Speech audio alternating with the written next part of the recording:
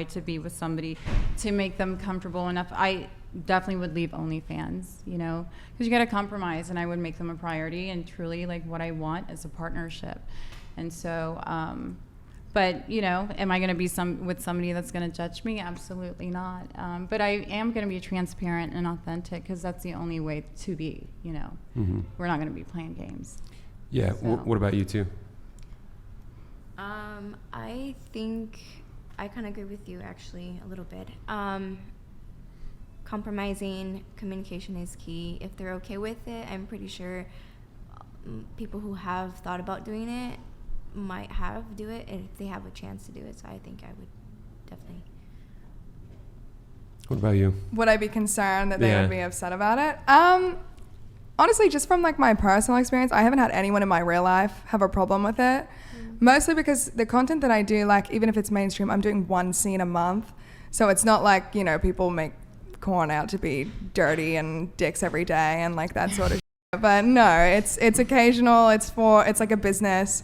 And like I said, I'm not ready to settle down until I'm already out of the industry. So, you know, I don't think I would waste time on somebody that would have a problem with it anyway. Yeah. And you three said that you guys want to have kids beyond where you're currently. Are you guys ever concerned that like your kids will like get bullied in school if their friends find your stuff? Yes. Yeah, definitely a concern. But like I said, I'm setting myself up for a future.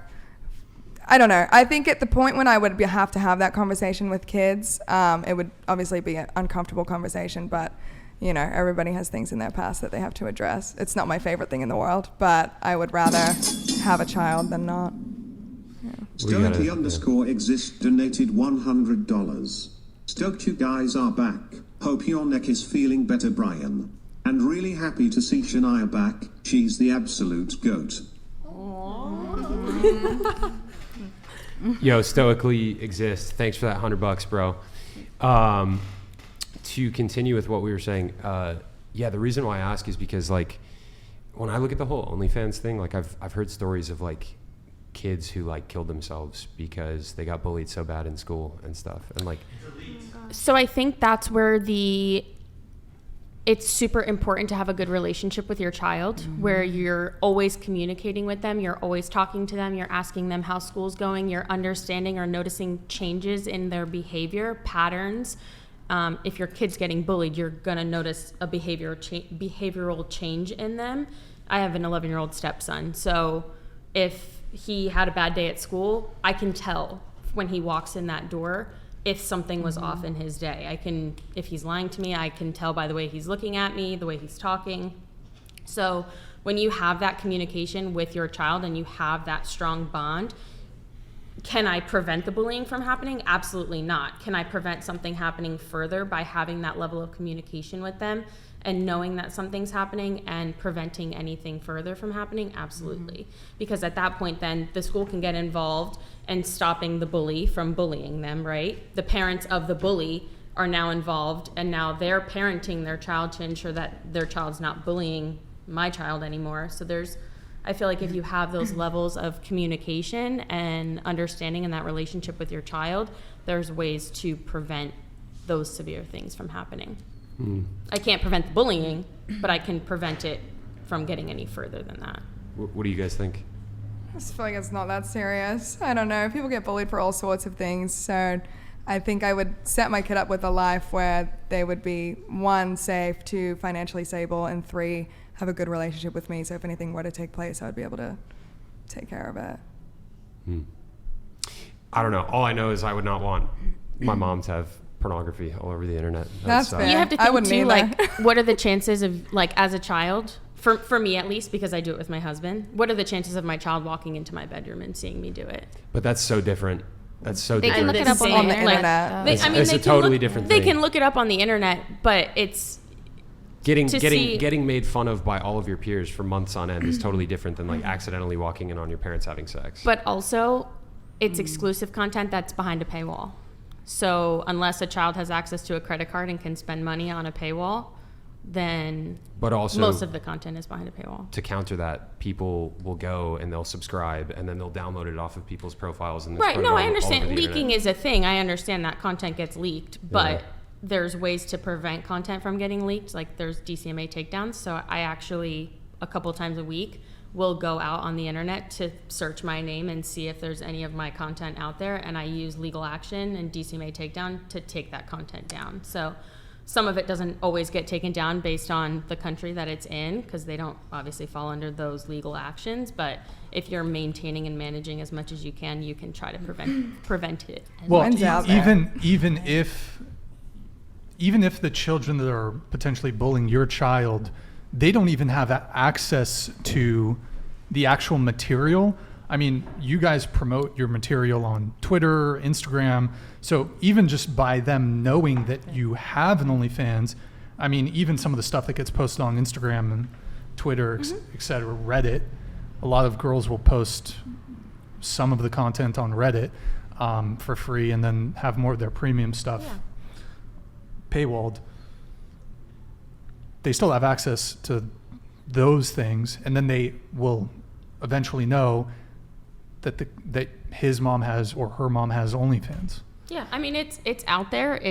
And that's a choice that I made, right? Going into this, I knew, being a stepmother currently and wanting to have more children in the future, I knew this was a decision that I was making. And when you're making a decision like that and there's other people relying on you, you have to understand the repercussions that can come out of it. So, you know, you have a plan, right? A plan of action, or you understand that these can come up, and when it comes up, you're not blindsided by it. I can't prevent it from happening. Obviously, there's promotions and, you know, other websites and stuff like that, but you just deal with it as it comes. Once you post something on the internet, it's on the internet. Yeah, absolutely. Mine's out there. No, If and it I happens, it understand happens, that. I And I'm guess, not, but no. you can't prevent it from happening, but you can handle it accordingly to hope it doesn't go any further. Okay. Can I actually say something? Yeah. No, you're not allowed to say anything on this podcast. Go ahead. Putting into your perspective, I actually had a conversation relating to yours. My auntie has a little one. She's 4 years old. I actually did tell my auntie about my OF, and she didn't feel good about it. She told me to put myself in perspective in her little Sorry, one. hold on. Okay. Rippy donated $100.68. Ladies, you are missing the point. One of the worst things for a young man to hear is about how his mom gets railed for money. Prevention or not, a son will be bullied for that fact. Guys agree? 100%. I mean, Yeah. I don't disagree with that. I understand the point that's being made. It's a choice that I'm deciding to make, right? And that's my choice for my family. Your mother might make a different choice for you, or someone else's mother might make a different choice for them, but I made the decision that I'm making, and as long as I'm confident in my decision and I can back myself up and my husband can back me up, then we just handle it as a family how we see fit. That all sounds good. Here's the thing, though. I remember, like, when I was in middle school and high school and stuff, I had a lot of stuff that was going on in my life, in my personal life at home. My parents were going through a divorce. My mom was ill. And, you know, those are like these really important formative years of your life. And what you're saying about being a responsible mother with like a tight connection to her kids and like closely watching how they feel on a daily basis totally makes sense. That's good parenting to do that. But also at the same time, like I look at something like that and I'm like, man, like if I was a kid and my mom, you know, had pornography on the internet and all these kids were teasing me about it, it's like, you could be in one of two situations as a kid when you're that age. You could be in a situation where you don't have to worry about stuff like that and you're allowed to flourish and like, you know, embrace life and grow as a person. Mm-hmm. Or you could be in a situation where you have this like constant mental stress that's wearing on you. Mm. It's taking down your social status at your school. You're the kid the kids make fun of. You know, like you don't show up to school and you're like, oh man, I'm like pumped to meet my friends like and hang out today. It's like, I have to go to school today. Like, and I, you know, this kid might bully me and that kid might bully me. And this is why kids kill themselves when their parents have pornography online, you know? And like, I don't know, I don't know. Like I know, you know, you're a responsible adult, you're making your decisions for yourself and your family and stuff, but I feel like it comes at the expense of children, which is not something that they're given the option. They wouldn't want to sign up for that. Absolutely. You know, like I wouldn't want my parents to make decisions that come at the expense of my mental health during the most important formative years of my life, you know? That's like, I 100% agree, and I not necessarily agree. Closer to the mic. I understand where you're coming from. I think too, you have to think, I don't plan on doing this long term. Like, this isn't something I want to do for the rest of my life until the day that I die. I have bigger plans and bigger goals that are more long term and sustainable. So I feel like, too, you know how many people, like, there's so many people in this industry. So my content isn't in the forefront of everything.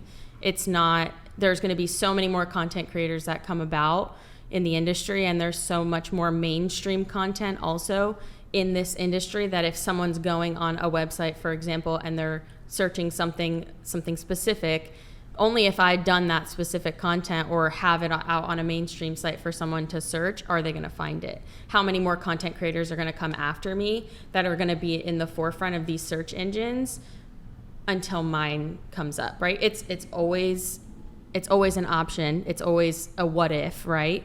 And I completely understand where you're coming from, but I feel like there's a lot of different factors that come into it, that it could happen or it couldn't happen, or... Okay.